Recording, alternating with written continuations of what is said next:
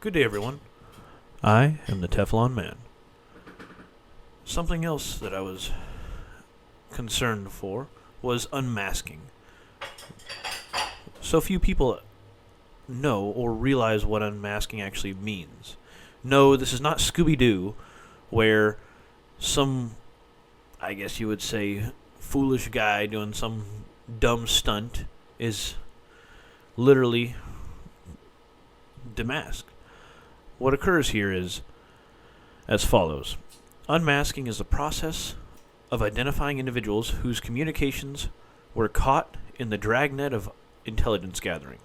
Basically, FISA courts or any of these other intelligence agencies, CIA, FBI, what have you, if they're listening between two parties, that's a dragnet of intelligence gathering. While conducting investigations into terrorism and other related crimes, intelligence analysts incidentally capture conversations about parties not subject to search warrant.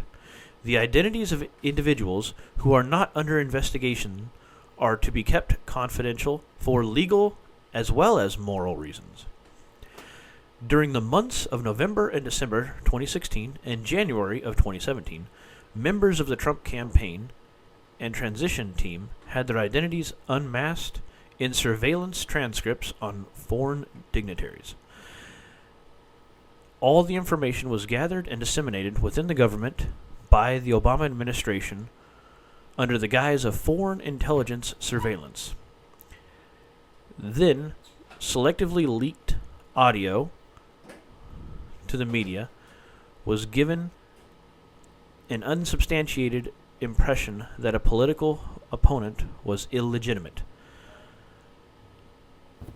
Dozens of times in 2016, those intelligence reports identified Americans who were directly intercepted talking to foreign sources or were the subject of conversations between two or more monitored foreign figures.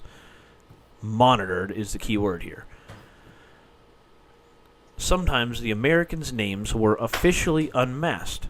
Other times, they were so specifically described in reports that their identities were readily discernible.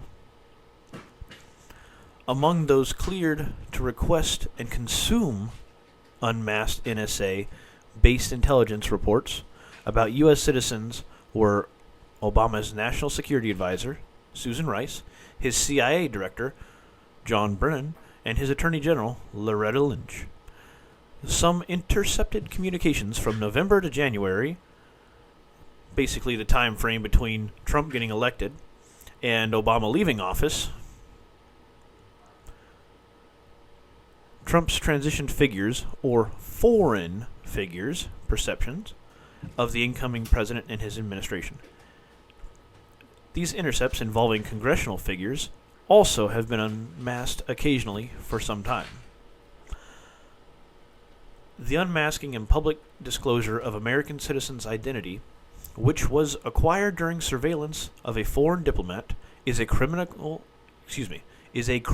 act punishable by 10 years in prison. Only 20 people in the intelligence community have the ability to unmask a U.S. citizen's identity in transcripts of conversations gathered in a surveillance of a foreign diplomat. One person, in particular, whose privacy and civil rights were undoubtedly violated, was former General Michael Flynn, a private citizen at the time of the wiretapping, i.e., this is before he became an appointed official. However, Flynn was the National Security Advisor to the President of the United States, President Trump. At the time, his name was leaked to the press and public by Obama appointees. Law enforcement and intelligence agencies have exonerated Flynn of any doing, except for an odd judge who refuses to accept the ruling. However, the leaking of his name, coupled with odd news stories reported by the Washington Post and the New York Times, is strong evidence Flynn was a target of an illegal domestic spying operation which was intended to influence the United States political processes, public opinion, policies, and or media. This is but one segment of the Obamagate, which a marked pattern has emerged in using the foreign intelligence apparatus of the United States to harass domestic opponents. This has occurred under the guise of U.S. foreign policy, showing favoritism to China while impugning advocates for peace with Russia.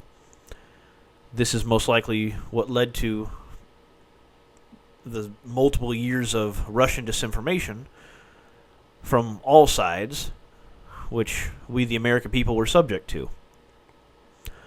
Now, I'm not an expert on geopolitical affairs, nor, I would say, domestic or foreign policy for that matter. I don't believe most people are. It just so happens that some folks believe Russophobia is the focus of the demonizing efforts placed towards Russia because of their stance on gay marriage and the homosexual agenda, which really doesn't make any sense to me, because in China they would just kill you or remove you by force if you were gay in any way, shape, or form, just as they're doing to the 1 million+ Uyghur Muslims that are undergoing a terrifying experience in that country. So this has been a glimpse of what unmasking is. Essentially, I'll re-break it down. People having discussions with foreign diplomats, and an unmasking is when these people's identities are found out by any number of these 20 people who have the ability to do so. The problem is all of this information was leaked, which is a felony, punishable from up to 10 years in prison,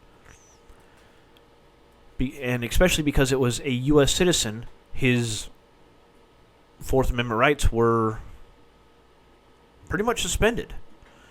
So this is the reason why so many conservatives are up in arms about the unmasking of General Flynn, or Michael Flynn, just because his constitutional rights were suspended. They released his name, they spread massive amounts of disinformation, and then they used this in order to create their, I would say, the Russian disinformation campaign, which was led by several individuals for what seems like forever. Thank you very much. This has been me, the Teflon Man. Have a wonderful day, folks.